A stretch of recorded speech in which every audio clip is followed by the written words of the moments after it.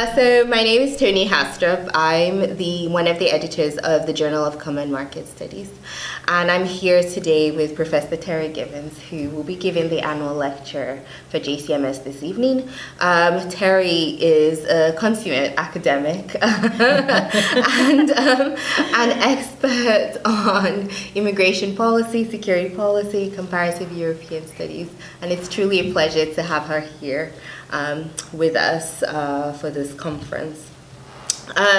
So I thought we would take this opportunity to get Terri, who's coming from the United States, to talk to us a bit about, to an extent, the state of the discipline, but also her own experiences as an academic. So to start with, I thought I would ask you, Terri, given your personal experience and circumstances, what do you wish people knew about being a woman and a woman of color in the context of European studies? Well, for one thing, I've actually written about it quite a bit, so you can find it in my writings. But the main thing is that it's unexpected. So, when people meet me, first of all, my name is actually not necessarily one you would assume is a woman of color. So people might have read my writings, and then when they meet me, they're kind of surprised. Oh, you're a woman, first of all, and secondly, you're an African-American woman. And the question I get all the time is, why do you study Europe? And the funny thing is, to me, it's very natural. Actually, something I don't talk about a lot is that two of my sisters were born in the UK. My father was in the military, and he was based at Ruislip in the 1950s. And so my family actually has a history in Europe. It's interesting that people forget that Americans actually have strong linkages to Europe, first of all, and that there's a strong sense of a relationship between the U.S. and Europe, of course. And so when I was interested in learning French when I was growing up, it was partly because my family in Louisiana spoke French, but also because I knew my parents had been to Europe. It was before I was born, but still I was very interested in Europe, seeing all the slides and pictures my parents had taken while they were in Europe. And so that interest developed into learning French starting from the time I was in middle school on into studying international relations at Stanford University. And so what surprises me actually more is that people don't understand why a woman of color would want to study Europe. Yeah. And so, I guess the other thing I would want people to know is that we have an extra burden, especially people from my generation who, I just don't know hardly any other black women who were studying Europe at the time that I was, I'm very much, I guess the term these days is a unicorn. Even when I was doing my research, I would be, even though I was studying a topic that you would think would include people of color, I would be at meetings talking about immigrants and minorities at the EU and different, in the UK, Brussels, Germany, and I would be the only person of color in the room. And so it was just very interesting that, it's a matter of lacking different perspectives in the room. Right. I mean, a lot of what you were saying now sort of echoes with a lot of my own experiences. I think we share that similarity in terms of names, and a few times I've had to say to people, no, I am not a tall white Danish guy. I mean, this is one of the reasons why UASIS does feel like home, because there is perhaps not as much of an expectation that I might be taller than 5'2".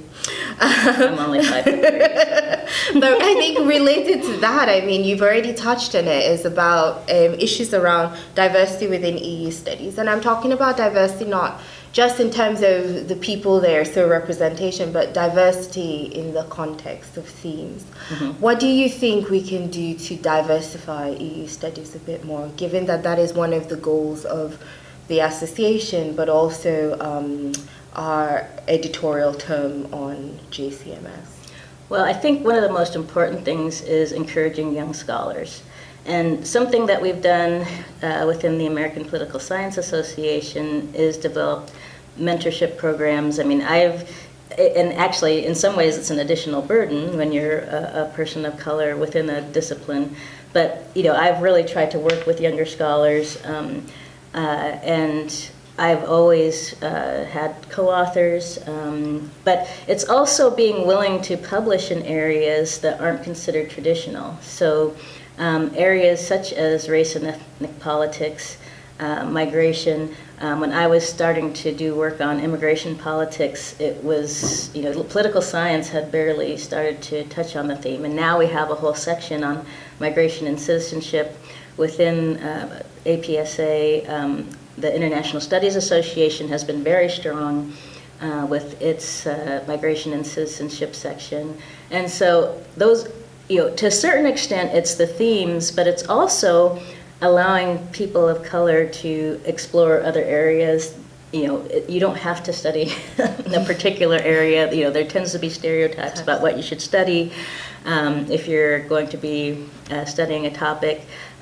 So it's just a lot of, because we have a field where, if you look at the people who are senior, they're going to have to start working with students and encouraging students and going all the way back to when they're undergraduates. Because the problem is, you're not going to get the students to consider graduate school if they don't see people like them. And so I know that I had many people when I was an undergraduate who encouraged me to go on to graduate school. And then when I was in graduate school, people who, were mentors to me. I mean, there just wasn't anybody of color within European studies to be a mentor. So all of my mentors were mostly white males. And that's that's the way it's gonna have to be for a while. There just aren't enough of us to work with all of the students that need to be worked with. But it's really going to be critical that we encourage all faculty to work with students of color, with women. Actually, women, we're over 50% of the graduate students. The problem is that it falls off once you get to jobs and promotion and so on. So in any case, I mean, I could talk about this all day, but the main key is, in academia, we all know that sponsorship is critical and networking is critical, and being willing to promote other people's work is important, and citations are important once people do start publishing, to cite their work. And so it's going to be important that as we go forward, and if we get more students of color, and as women are working their way through the profession, that we really emphasize that we all have to work together and support each other, and make sure we're making our way through what is, we know, a very difficult regime. Indeed. And I mean, when I started this, I sort of noted that you're sort of the academic, and it might surprise some people to know that you've actually just recently left academia. And I wondered if you wanted to talk a bit about that, given that you're someone who's basically, you remain very much engaged with sort of research and teaching, but also in the leadership of an academic institution, and then chose to leave. I wondered if you could talk a bit more about that. Well, I'd been thinking about leaving academia for quite a while, and part of that has to do with my own personal situation, which is that I wanted to be able to live in one place and not have to worry about moving around. Once you move, I was the provost at Menlo College for the last 3 years. And to move on would mean probably having to move again.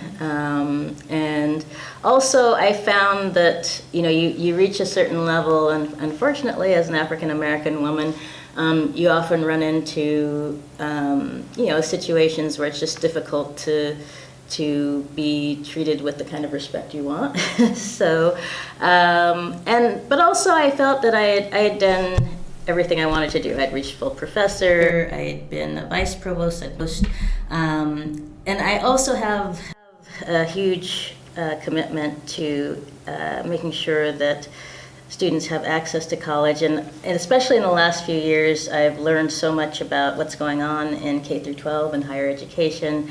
And so I really wanted to be able to commit myself to working on these issues in a more direct way. And so by being a consultant and working with educational technology companies that are focused on student success, and in particular, I'll be focusing on success for students from minority, low income, and different backgrounds of students who have not previously had good access to higher education. I mean, if you look at the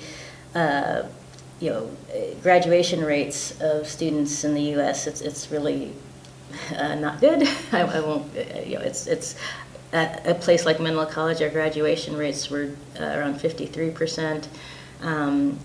Students are getting into college. Even when students are getting into college, they're not completing and not succeeding. And I really want to understand what's going on. And then if you look at students I'm a first-generation college student, and first-generation students, our completion rates are very low, and especially if they go to like community college and so on. So basically, I want to be part of the solution. I want to make sure that we're working on various fronts to make sure that the kinds of things we're doing in both K through 12 and the transition to higher education are going to work towards the success of students, because we're in a time when we have huge numbers. I mean, I live in Silicon Valley, and the employers are constantly complaining that they don't have enough workers and enough skilled workers, and I'm like, but there's a huge number of people here who are underemployed or who don't have the skills and should be trained.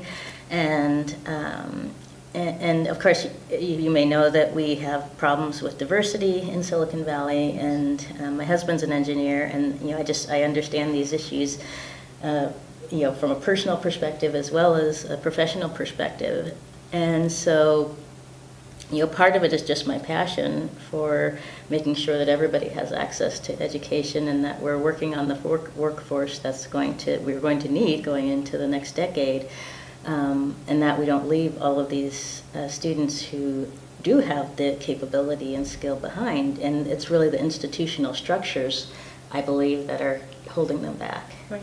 And actually, that was the last question I had for you is, what is it about the current structures of academia that constrain us from doing everything you said, which I think should be the mission of every educator? And I think the biggest problem is that we become, and I think this is an issue from what I know of the UK, we become so focused on outcomes and grades and testing that we've forgotten about the student and what the student needs. And it's funny, we're starting to see a little bit of a crack in the edifice of the testing regimes that says, oh, well, maybe not every student is good at standardized tests, or maybe every student needs, we're starting to think about things like design thinking and being creative in the classroom. And I have a son who's got ADHD, and sitting still in a classroom all day just isn't a good thing for him.